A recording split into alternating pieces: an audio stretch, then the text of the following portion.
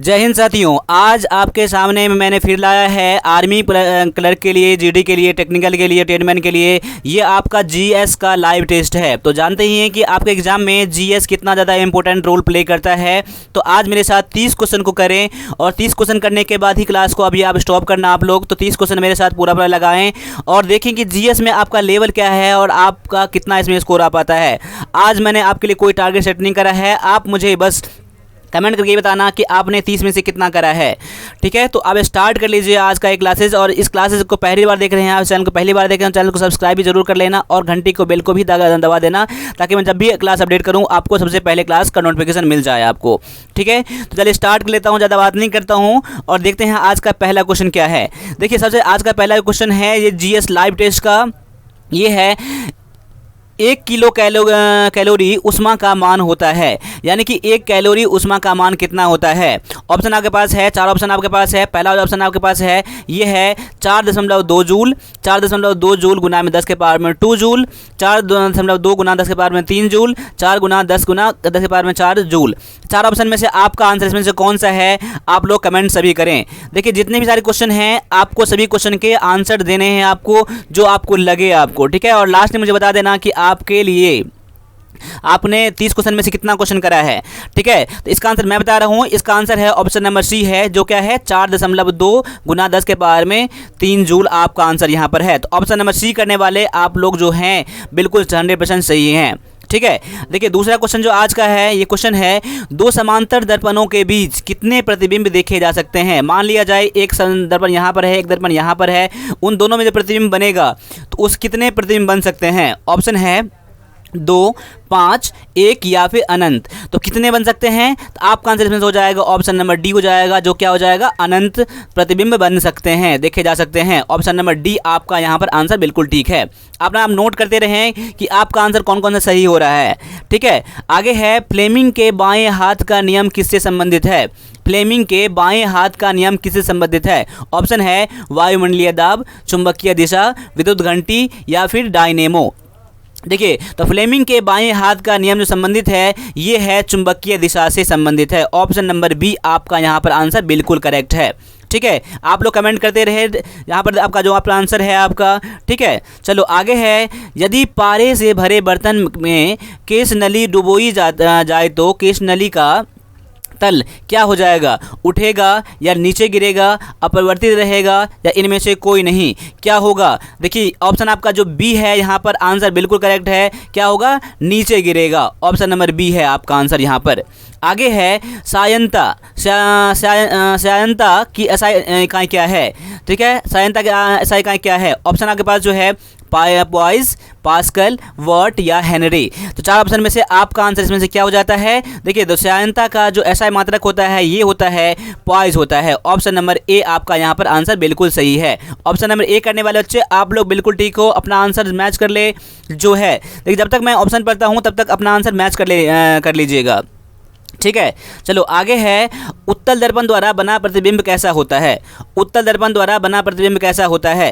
क्या वास्तविक होता है, वास्तविक सीधा होता है, या वास्तविक उल्टा होता है, या काल्पनिक सीधा होता है, या काल्पनिक उल्टा होता है, कैसा होता है। तो इसका आंसर मैं दे रहा हूँ, अपना आंसर अब जो आपका आंसर है इसमें से मैच कर लेना आप लोग। इसका आंसर है ऑप्शन नंबर सी है, क्या है काल्पनिक और सीधा। ऑप्शन नंबर सी आपका यहाँ पर आंसर बिल्कुल करेक्ट है।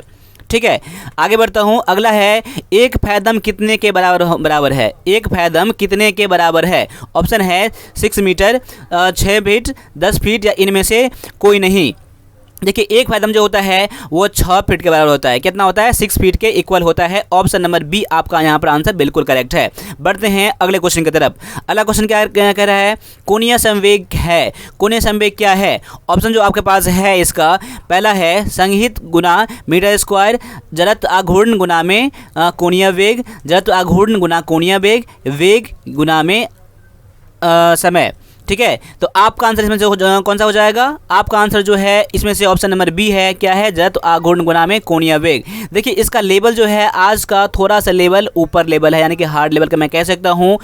तो आप लोग देखें कि आपका एग्जाम जो है इसी लेवल के क्वेश्चन आएंगे, इस तरह क्वेश्चन आएंगे, तो इसको आप जरूर तैयारी करें आप लोग। ठीक है, आगे है, पानी में डूबी हुई बाल्टी हल्की प्रतीत होती है। जो पानी में बाल्टी डूबा हुआ होता है वो हल्का मुझे लगता है। क्यों लगता है, इसका कारण क्या है? पहला ऑप्शन आपके पास जो है, पानी का उछाल बल इसका भार कम कर देता है। दूसरा है, पानी गीली होने से घर्षण कम होता है। पानी में हवा न होने से गुरुत्वाकर्षण कम हो जाता है। या भीगने से बाल्टी का भार कम हो जाता है। तो आपका आंसर इसमें से क्या हो जाएगा? देखिए, आपका आंसर इसमें से जो हो जाएगा ऑप्शन नंबर ए हो जाएगा। क्या हो जाएगा? पानी का उछाल बल इसका भार कम कर देता है। ऑप्शन नंबर ए आपका यहाँ पर आंसर बिल्कुल करेक्ट है।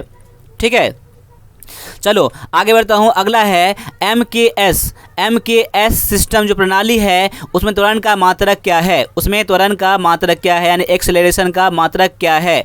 ऑप्शन जो आपके पास है, पहला मीटर प्रति सेकंड स्क्वायर, किलोमीटर प्रति घंटा, किलोमीटर प्रति सेकंड, या इनमें से कोई नहीं। तो क्या है आपका आंसर? इसमें से आपका आंसर मैं दे रहा हूँ, अपना आंसर से मैच कर ले आप लोग। इसका आंसर है ऑप्शन नंबर ए है। क्या है? मीटर प्रति सेकंड स्क्वायर आपका आंसर है यहाँ पर त्वरण का मात्रक। ठीक है, आगे बढ़ता हूँ। अगला क्वेश्चन है, सूर्य का ताप ज्ञात करने के लिए प्रयोग किया जाता है, यानी सूर्य का ताप को ज्ञात करने के लिए किसका प्रयोग किया जाता है? पहला ऑप्शन है बीन के विस्थापन नियम का, या केपलर के गति के नियमों का, या न्यूटन के शीतलीकरण के नियमों का, या कूलॉम के नियमों का। तो चार ऑप्शन आपके पास है। तो आपका आंसर इसमें से क्या हो रहा है? देखिए, आपका आंसर इसमें से हो रहा है ऑप्शन नंबर ए हो रहा है। क्या है? बीन के विस्थापन नियम का उपयोग किया जाता है, प्रयोग किया जाता है। ऑप्शन नंबर ए आपका आंसर यहाँ पर बिल्कुल करेक्ट है। देखिए, जो क्वेश्चन पता नहीं है आपको, इसका भी स्क्रीनशॉट ले सकते हो आप लोग, और इसका नोट जरूर बना लेना आप लोग, और रिवीजन जरूर करना।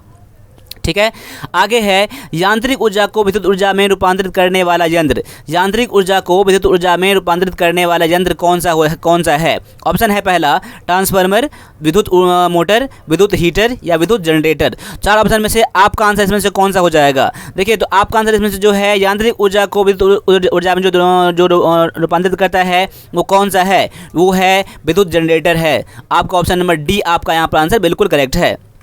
आगे है, सोखता कागज द्वारा स्याही का अवशोषण है। क्या है? ऑप्शन है स्याही की सायनता, केशिका क्रिया, या सोखता के माध्यम से स्याही का प्रसार, या इनमें से कोई नहीं। तो आपका आंसर इनमें से हो जाएगा ऑप्शन नंबर बी हो जाएगा। क्या हो जाएगा? केशिका क्रिया हो जाएगा। केशिका क्रिया हो जाएगा। ऑप्शन नंबर बी आपका यहाँ पर आंसर बिल्कुल करेक्ट है।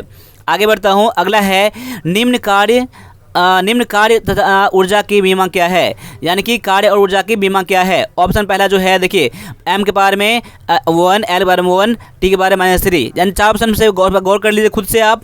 इसका आंसर आप लोग खुद से एनालाइज करिए, और इसका आंसर मैं बता रहा हूँ, अपने आंसर से मैच कर लीजिएगा। इसका आंसर है ऑप्शन नंबर बी है। ऑप्शन नंबर बी आपका आंसर यहाँ पर बिल्कुल करेक्ट है।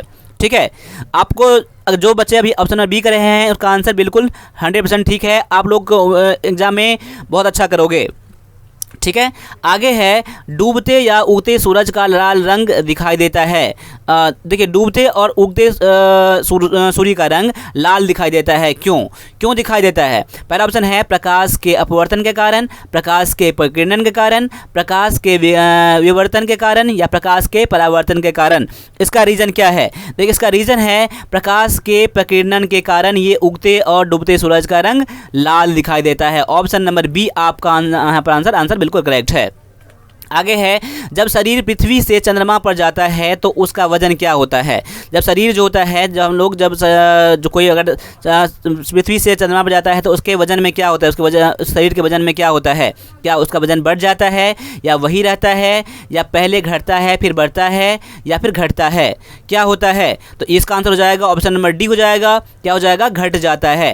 तो आपका आंसर ऑप्शन नंबर डी जो है बिल्कुल करेक्ट है। ठीक है, आगे है, रेखीय संवेग का सूत्र है। रेखीय संवेग का सूत्र क्या है? ऑप्शन है m/v 1/2 mv², mv² अपॉन में r, या इनमें से कोई नहीं।